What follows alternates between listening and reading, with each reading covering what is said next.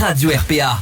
Bonjour à tous, aujourd'hui on accueille sur Radio RPA un jeune humoriste qu'on ne présente presque plus tant il cartonne sur les réseaux sociaux et dans les salles de spectacle. Il est originaire du Lot-et-Garonne, il a conquis la France avec son personnage déjanté de la sardine au parler marseillais. Il va être sur la scène magique du Théâtre Antique d'Arles ce dimanche 3 août à partir de 21h30. Le spectacle s'appelle Tom 1 et lui il s'appelle Tom Baldetti. Il est avec nous sur RPA, bonjour Tom.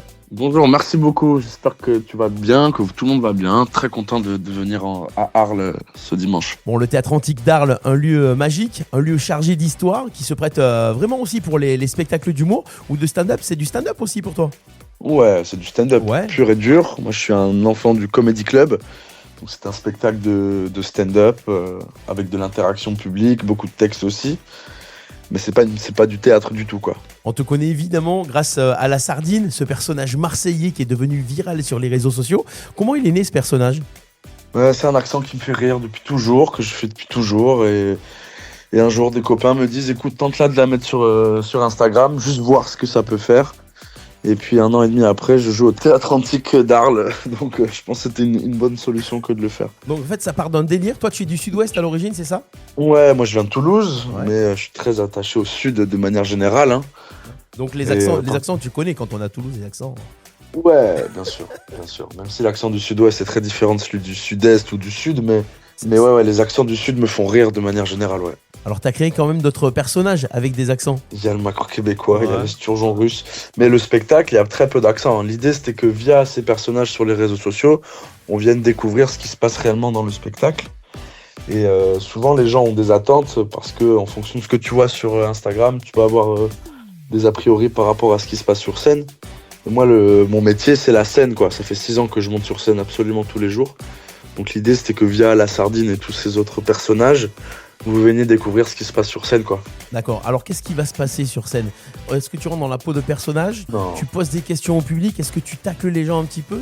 On s'attend à quoi alors? Alors, c'est un spectacle assez autobiographique parce que c'est un premier spectacle. Ce sont pas mal d'anecdotes personnelles, mais qui s'enregistrent dans des sujets qui se veulent universels. C'est-à-dire que tout le monde s'identifiera, toutes les générations. Ça parle du rapport à la parentalité, rapport homme-femme, rapport à la famille. J'ai la chance d'être entouré de personnalités très fortes et très rigolotes au sein de ma famille. Donc il y a 1 heure de texte pur et à chaque fois, à la fin du spectacle, il y a un question-réponse avec le public. Et c'est souvent à ce moment-là que les moments un peu de clash, avec toujours beaucoup de respect. Moi, je suis jamais dans l'humiliation. Mais les échanges avec le public sont toujours très rigolos puisqu'ils sont inattendus, quoi. C'est le propre du spectacle vivant. On sait jamais ce qui va se passer. C'est souvent là que c'est le plus rigolo, ouais. Et souvent, on voit des gens qui ont envie de se mettre justement pour l'humour.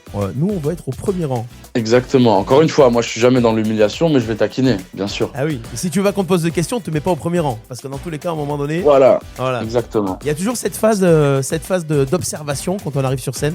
Première partie, on voit un petit peu les gens, on se dit, tiens, lui, je vais pouvoir l'utiliser pour ça, elle pour ça, Bien sûr, moi, j'observe.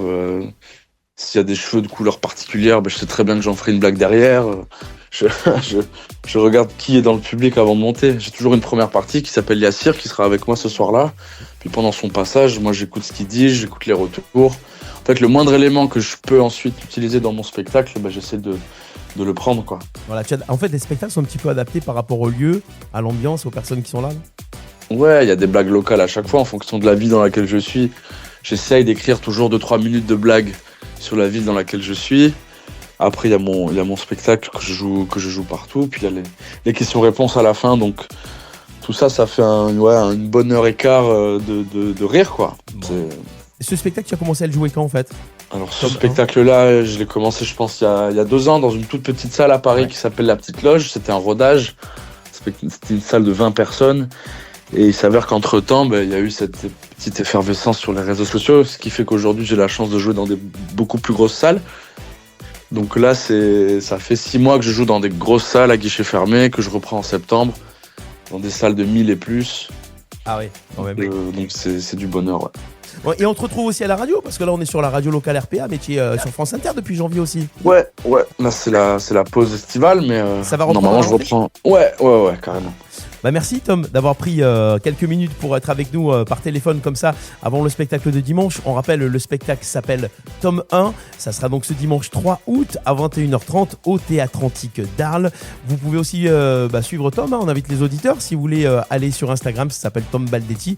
Et puis sur le site internet tombaldetti.com. Vous n'avez pas encore vos places, les amis. C'est maintenant. Allez directement. La billetterie est encore ouverte. Et puis vous pouvez gagner vos invitations avec Radio RPA sur l'application et le site radio-rpa.fr. Merci Tom. Magnifique, merci à vous, passez une très bonne journée. RPA. Écoutez-nous sur radio-rpa.fr. La radio du pays d'Arles.